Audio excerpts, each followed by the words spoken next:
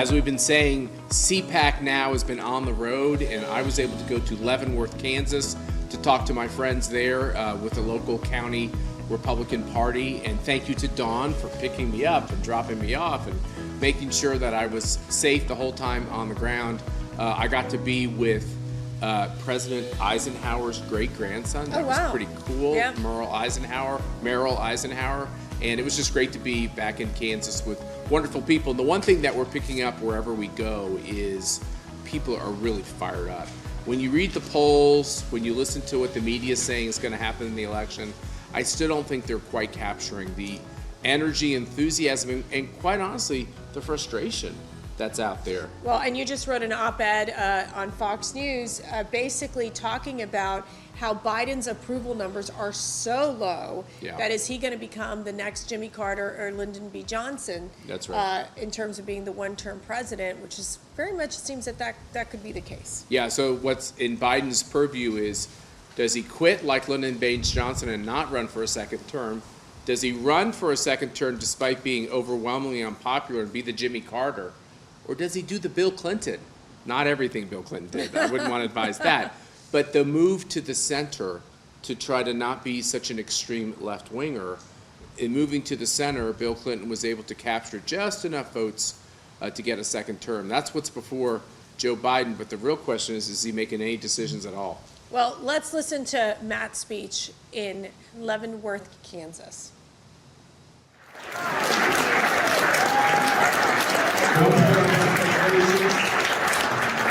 Why is it the table closest to the bar is always the most enjoyable? I don't know why that is. But it's an honor to be with you. I'm sorry it took so long, Lynn, to get here, but we got it done. And it was fun to be on the campaign trail with your mom and go throughout Kansas to help our great candidates, including now Senator Marshall. I still call him Dr. Marshall because I think that's a higher title in this world than Senator, but we're glad he's there. And Derek, I just say to you, I think we have known each other a really long time. Let's not go into the years, but this is a critical race. We're behind you 1,000%. Anything you need, we got to get done. You know, with Washington so screwed up, probably hopelessly, it's the governors and, you know, the AGs and the treasurers and really everybody that really are the first line of defense. So good luck to you. You've got a really important job to do to win.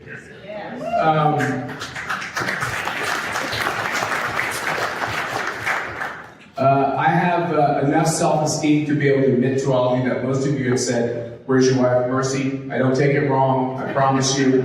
I take it in the spirit in which it's meant. She's sorry she couldn't be here with me. I think some of you know we have 5 girls. Some people have said, "Why would you wear a pink shirt to Leavenworth?" I said, that's my silent protest. I actually know what a woman is.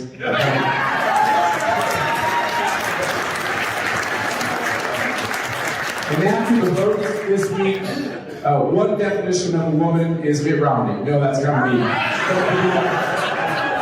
a little bit low. I know, a little low. There's no reporters here. Oh, there's a camera. There we go. We'll send that to Utah. That's okay. I'm good with it. But I think what we're noticing in our country is a lack, a destruction of truth, a destruction of common sense. Mercy and I have had our own experience over the last couple of years. You all have too. This brave woman back here who ran for school board, and all of you who run for office. The fact is this. I said I run a conservative group called CPAC. You're all welcome to come. We're going to be in Dallas next in August. Mom's already clocked the time. It's about 6 hours for her. I know you can make it. You're all invited to come. We'll have a big Kansas reception. Hopefully we'll be celebrating some really good victories. And yes, so that's the first week of August. But I run a conservative group, and a lot of people say, well, are you conservative? Are you a populist? What's your definition of conservative? And I told everybody, great conversation, let's put it on hold. We're actually not fighting for conservatism right now. We'll get back to that. We're fighting for America. There's real base there. They're changing the definition of words faster than you could ever imagine, right? Why did that woman say, Judge Jackson, she couldn't define what a woman was? It's because if she says what she knows to be the definition of a woman, this crazy socialist, Marxist, radicalized Democratic Party will start to cancel her. Why would they cancel her? Because I don't know if you all know, probably hasn't hit Leavenworth yet, but there are 62 genders. That's what we're told when you go on social media or you get on some of these media shows and such. And there's a real craziness going on. And so we live in Virginia now, and people said, Glenn Youngkin. And I was like, yeah, I don't know. I hope. I'm voting for him. I'm with him 100%. But Virginia's become a tough state. And these Democrats, they just kept doing this crazy stuff. Got crazier and crazier and crazier. Pretty soon, we've all seen the examples of the biological men joining the weightlifting contests against women, joining obviously the swim meets against women, and this is all exploding while Glenn Youngkin's running for governor. Now, he's a private equity, very wealthy guy, never been involved in politics. He had a moment of truth in front of him. Probably all of his friends were saying, hey, these issues, they're tough. Probably want to step back. Just talk about the standard stuff like tax cuts, which I believe in, by the way. Just stay where it's careful. But he did something brave. He said, no, this shouldn't happen. A biological man shouldn't be competing against a woman. In the state of Virginia, in the Commonwealth of Virginia, we had a governor who said that after a baby was born, as long as you kept it comfortable, a parent and a doctor could decide to kill that child after birth. This is the kind of insanity, post-birth abortion in the Commonwealth of Virginia, the land of Jefferson. It's hard to imagine that this is happening. So Glenn Youngkin decided to take a step forward and say, I'm going to embrace these issues. He did the craziest thing I ever saw. He went into my local grocery store without a mask on. I thought he was going to get involved with that. He lived to tell about it. And when the woman yelled at him, that hectoring person that was on my plane today, by the way, who's just all over you, he just turned to her and he said, ma'am, this is about freedom and choice, and I'm going to choose to live my life the way I want to. You are welcome to choose to live your life the way you do. And I think when he did that, he kind of won my heart. And I don't know whether Laura Kelly thinks she's now Marjorie Taylor Greene or what she thinks she is, but a little bit of that to me, General Schmidt, is that she's scared to death. She's so scared that she's going to try to deceive everybody about what she thinks. But for the rest of us, for me, I'm putting aside this idea of conservatism for a little bit, and I'm going to go talk about America. And so I had a publisher come visit me, because he realized what Mercy and I had gone through. She worked for President Trump in the White House. She worked for President Trump at the campaign. I had been advising the president for those 4 years, and we took all kinds of heck for it. I mean, lost just about all the friends that we had left out there, were attacked constantly by the media. Then they said, would you write your story about what this cancel culture thing is all about? I said, oh, I don't think I could write a book. And everybody who worked for me told that publisher, like, he'll never write that book. You just won't do it. You're going to waste your time.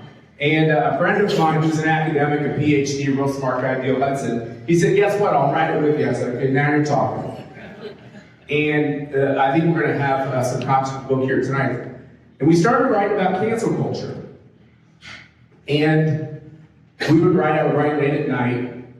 And something hit both of us, and he really put the nail on the head. This was what's going on in this country is not cancel culture.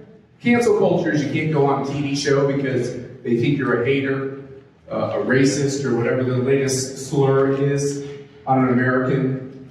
Cancel culture isn't just you lose a promotion because they think your views are extreme. All that's repugnant. And by the way, un-American should be illegal. But what's going on in this country is something much worse. So we called our book The Desecrators, because what we all have to understand is this is not a political fight we're in, partly political. This is a spiritual fight. When you can change genders, when you can target little kids like my little girls to create confusion over their gender and to sexualize them at tender ages, sexualize them before even the mom, my wife, or me even had a chance to engage them on some of these topics because we want to choose the timing of some of these topics. We don't want Disney to choose the timing of these topics. We don't want to trip into it. It's a movie. This is evil. And so it really hit me. We had a CPAC a couple of years ago, and this, what I call Chinese Corona, had started. And they told me I was a racist for calling it Chinese Corona. And I was like, buckle up, because I'm just getting started thinking of things to call this virus. And I think Trump calls it the Wu flu. That's a good one. That's better. He's more creative than I am. But the point is they accused us of being an international super spreader at CPAC. We had one documented case of a doctor who came from New Jersey who had corona. By the way, all my family's there. Everyone's very worried about this whole thing. We have a doctor that comes in, he gets very sick, he has to leave. I find out a week after CPAC. I eventually find another doctor, a dentist, had gotten corona. After that case became public, which should never become public because that man has a right to his medical privacy. Isn't it funny that everyone has the right to medical privacy unless it's one of us? And they wanted his name, and they fought me every which way to try to get his name, and they tried to hound this guy to figure out he's literally fighting for his life in intensive care. And these reporters kept writing that CPAC started an international super spreader. I was sitting on my porch one day, feeling pretty low. I was like, what's going to happen? Are we going to have 1,000 people get this disease? Are people going to start dying? I mean, I'm not a doctor. I was trying to listen to that stupid Sanjay Gupta on CNN. I was scared to death. You know, the Chiron, all the people that were going to die and everything else. And I know a lot of people did die. It's a serious virus, but of course they tried to make it political, right? It's all about making it political and blame us. They blamed CPAC for the spread of coronavirus with one case. Down the street, APAC had 7, 8, 10 cases. Every major Democratic candidate for president that year went to APAC. You couldn't find a story about the corona cases at APAC. We had 10,000 people in a sweaty ballroom. One man came in sick. We found that it was 2 men who came in sick. That's all we had. 10,000 people. I did the math. That meant it was harder to get than they were saying on CNN. Yeah. That this thing was harder to contract and certainly harder to get a serious form of. And I remember looking at some of these international publications that have my hand with a red circle around it. This is when he gave corona to Donald Trump. This is when he gave corona to Ivanka Trump. This is when he gave corona to Larry Kudlow. They circled all the handshakes. I never had corona. I got it 2 years later. It was pretty cool. I had 2 weeks on the couch. I didn't do a damn thing. My wife was so mad at me. She's like, get off the couch. I'm like, no, I've got corona. I'm taking it for 2 weeks. But they blamed us for that. And I got one of these editors who was actually a conservative editor on the phone. And I was dealing with everyone, right? And I was like, you're going to bankrupt our organization by lying about us. And then I realized, well, that's what they were trying to do. They wanted everyone to sue us. And they wanted us to get shut down. This is before they shut down the whole economy. And I talked to one conservative editor, and I said, why are you lying? Why are you acting like we have more cases than we have? We have one case. I talk to the man every day in intensive care. And it's touch and go. But I pray every day, visit. Why don't you root for him to make it instead of rooting for him to die so you could blame us? And he said, he gave this answer. He said, Matt, that's what you get for being so overboard for Trump. And I said to myself, I get it now. I get it, which is we've suspended honor and truth and just decency for this killer game of politics. And because Trump is too aggressive for some Republicans and all socialists, anybody who stands near him is a target.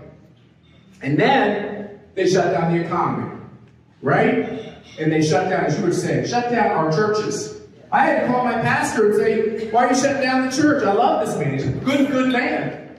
He's like, I have to. The state's telling me I have to. It's like, yeah, I can't listen to the state. You have to listen to the higher authority. You know this. This one isn't Caesar's decision. I found myself getting angrier and angrier. And then, of course, what happened where we live is the riots started. The riots. And we were doing a lot of TV. You couldn't say you started the riots. Couldn't say it. right? People would say this, they'd go on these shows and they'd say, well, there seems to be a lot of violence out there with people taking to the streets who are upset about police brutality. And I would say, okay, I get that part. What are you leaving out? There's a group that is very well funded, Black Lives Matter. So when I got on TV, I would say that. I would say this is all being organized by Black Lives Matter, by the woke corporations who are giving them money day after day, by George Soros. It has nothing to do with fighting racism. If they were wanting to fight racism, I would have listened. This, my friends, was about fighting America.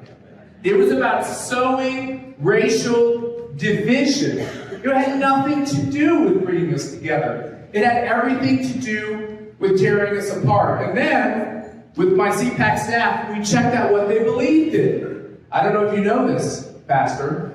No families, no gender, no marriages, no profit, abortion through 9 months. This was the most extreme, radical agenda you could ever imagine. Had very little to do with race, even in their platform.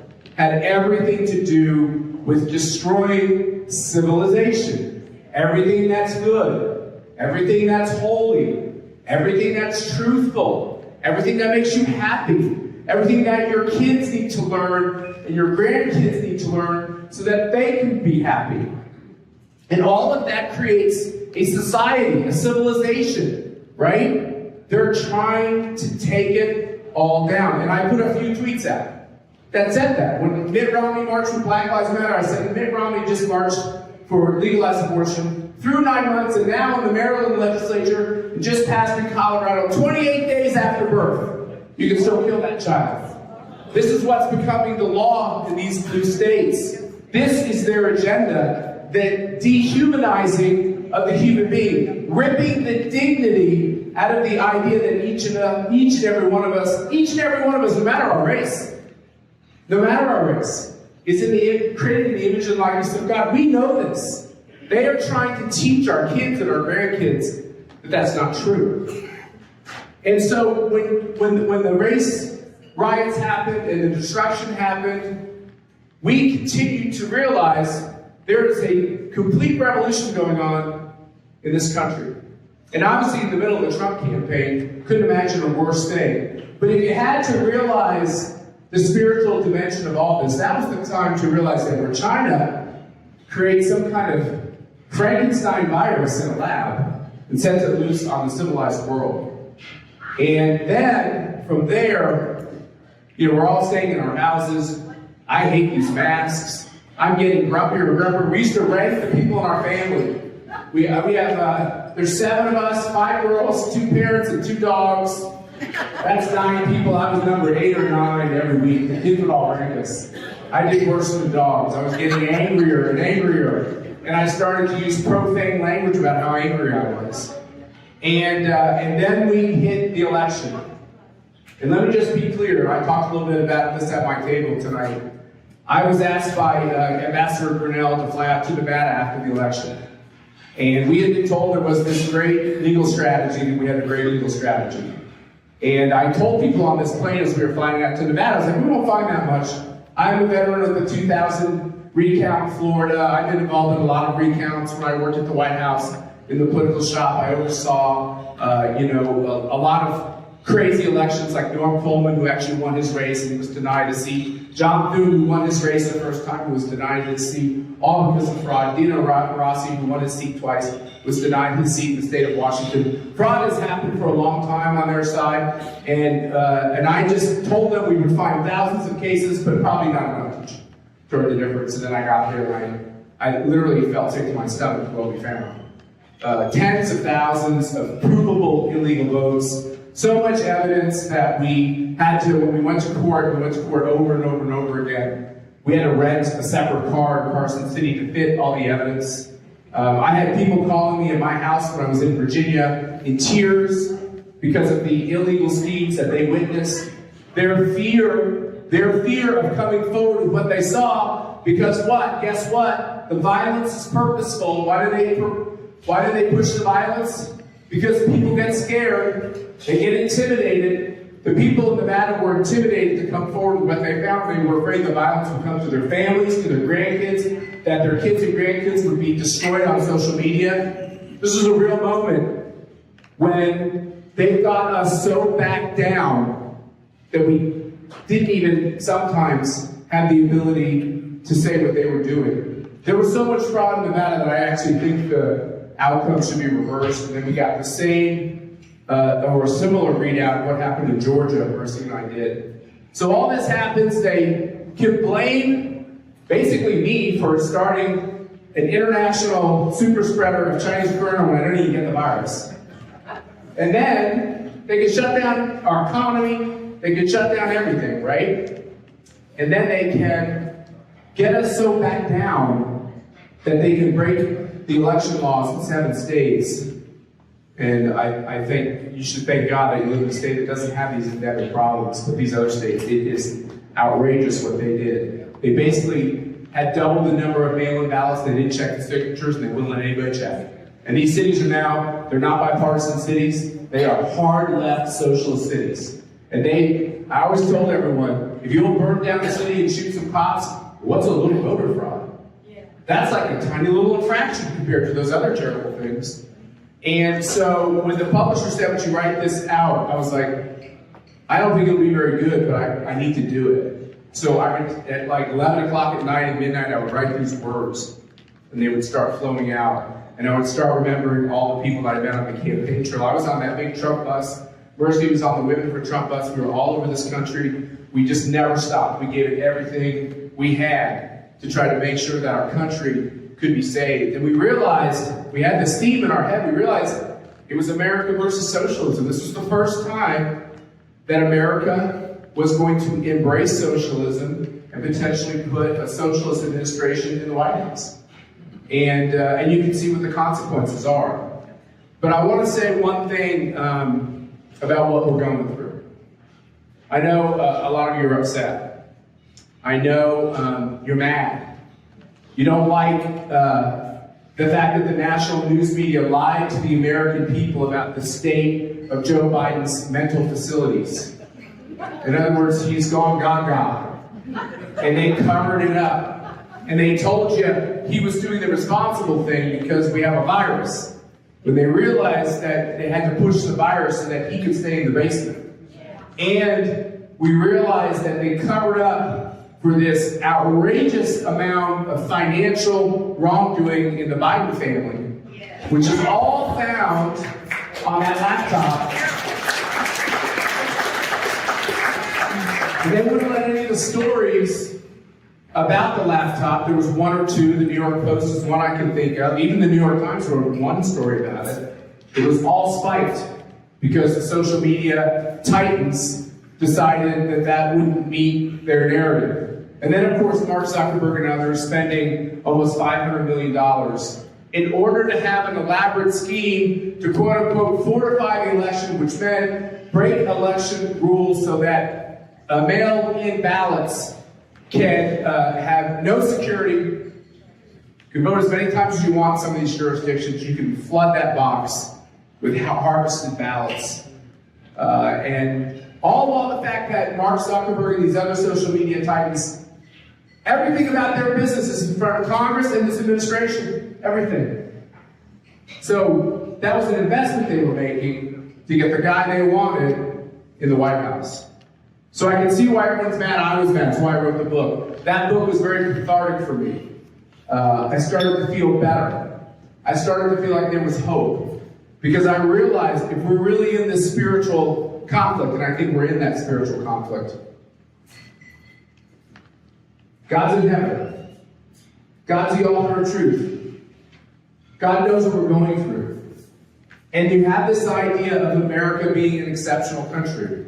An imperfect country that allows a lot of terrible things like abortion and other things. There's no perfect country, and our history is not perfect either. And by the way, our history is imperfect on race. No one's trying to whitewash the good and the bad of America. But when we took CPAC on the road overseas, we've been to Australia, we've been to Korea, we've been to Japan, we're going to go to Hungary, we're going to go to Israel. We went to Hong Kong. We marched with those students in Hong Kong. Let me tell you something about those students in Hong Kong. They know our songs. They love our flag. They would wave our flag at their own protests against the communist regime in Beijing. Why? Why can the students of Hong Kong love and revere America and find it to be the example of freedom that inspires them to protest? And we can't do the same thing here. Why are we teaching our kids, with our taxpayer money, to hate our own country? To call it racist? And this one really floors me. This happens. I know it doesn't happen here. So I'm bringing you tidings of what's happening in these terrible other states. They teach our kids that the Republican Party has switched with the Democratic Party and is now the party of Jim Crow. We're the racist party. I sit down each one of my girls when it gets to this point, and I walk them through the creation of this great Republican Party. Great presidents like General Eisenhower. You go through our history, you should be proud to be a Republican. I'm at the Republican Party a lot, so don't get me wrong. I mean, I'm a tough critic. But I will not allow the Republican Party to be called the racist party in 21st century politics. That is wrong. We are the party that was established to end slavery. We know this as Kansans. To fight for the civil rights of those former slaves. To fight for their voting rights. Greater percentages of Republicans voted for the civil rights bills that went through Congress than the Democrats. When those bills went through, the Democrats established Jim Crow, the KKK, and all these other entities to try to prevent these Americans from having their rights. Somewhere in the process, with these Marxists that like to change words, destroy history, take down statues, and replace it all with this fiction and this propaganda, we got on defense. We allowed them to take the field. Because we thought, well, yeah, we did that one bad thing here, and yeah, I'm not perfect, and there's a speck in my eye, and I shouldn't have done that. And because that's how we are, we're ethical.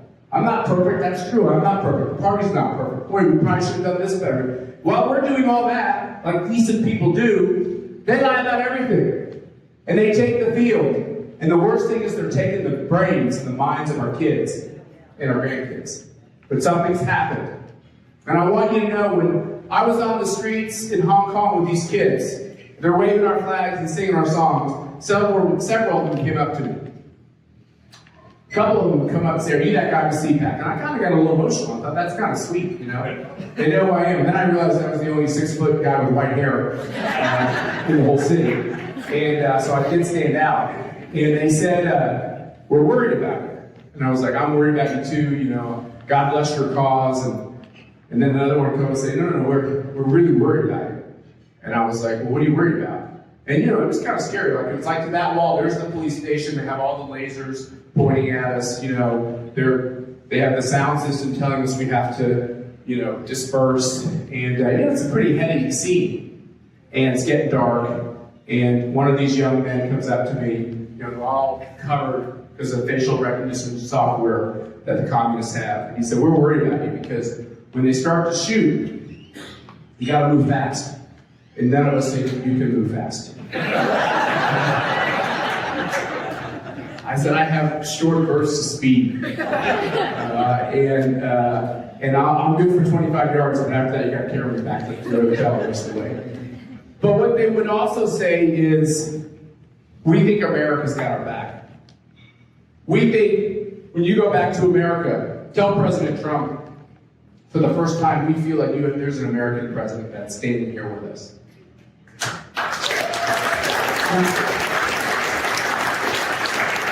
Now, when I went to Hong Kong, I had no cell phone because, you know, they destroy it and they track you and everything else. So I left that in Korea. When I went to Hong Kong, I was incommunicado. I couldn't talk to Mercy. I couldn't talk to anyone. I had a piece of paper. I put it in my shoe. It had John Bolton's cell phone number. It had Jared Kushner's cell phone number. It had Mike Pompeo's cell phone number. I was like, when we all get arrested, I'm calling in the posse. I never thought about that. I didn't really have a phone to use to call the posse. But And then the last night we were there, we were with this great hero, Jimmy Lai, who's now in a Chinese prison, and the house was firebombed because they didn't like the fact that the CPAC crew was meeting there with Jimmy. I guess I would leave you with this, which is, here is why America is exceptional. Because everybody who loves freedom across the globe is with you in this room. They're rooting for us. They believe in our Constitution. They pray to God that they can have a Constitution with real words that mean things, that is all intentionally written out, that can be changed if a supermajority of Americans want it changed. They would love to have, they'd give anything for that. They think America is the most special country ever created. This is true no matter where we go. Korea, Japan, Australia, they love this country. So I want you to know that we have not turned globalist, but there are freedom fighters all over this globe that want to make sure you win and want to make sure that Joe Biden and Kamala Harris can kind of go away from everybody hates them. And they want to fire Pelosi, and they want to fire Schumer. And so our great cause is the following. I ask you, do you love your country? Yes. Do you love our history? Yes. Can you get our young people to fall in love with this country again? Yes. Can you be proud of her? Yes. And can you defend her? Yes. And that's what's on that's the obligation of all of us. Please, stop being too political. Do not back down anymore. Don't take any more steps back. We're at the edge of a cliff. We can't take another step back. If we do any more losing in politics, the country is over as we know it. Our only hope then will be to find a more violent way to restart this country, which we don't want. We don't want this. We've already been through a civil war. We don't want another one. What we want is to make people understand what a wonderful gift we have. This great, beautiful country. But she is in duress. And she needs each and every one of you right now. I'm not asking you for any money. I'm not asking you to do anything completely extraordinary. I'm simply saying tomorrow, when you get up and you have the opportunity to engage someone on what's at stake in this country, do it. When you see a young person who seems all confused and seems gentrified and cityfied and all these stupid values, engage them. Help them understand. My feeling is those people are hurting because they are so far away from the truth. Be there for them. Let's do this together. Let's do all we can to stand up and defend the country. I'm telling you, we're going to whoop them in November like they've never seen before.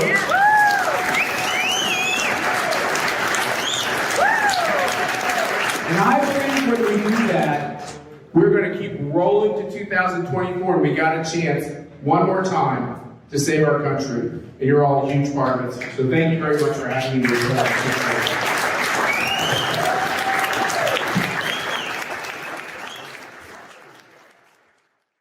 Great speech, Matt. Let me ask you, what was the one thing that they all felt very passionate about when you spoke? That you have to have secure elections. Every Republican group that we speak at, that's like the number one question you get from people.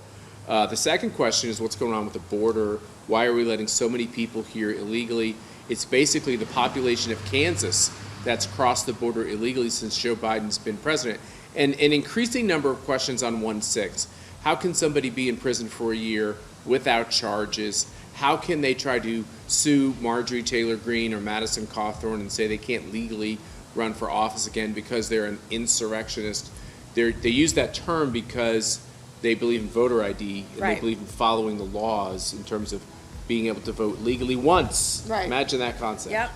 Well, I got to tell you, I know that you keep traveling across the country. We keep meeting with so many great patriots, and they're in it to win it. I have to say. Win it. So we'll keep bringing you CPAC on the road, and don't forget to keep watching us here on America UnCanceled. I almost changed the name of the show.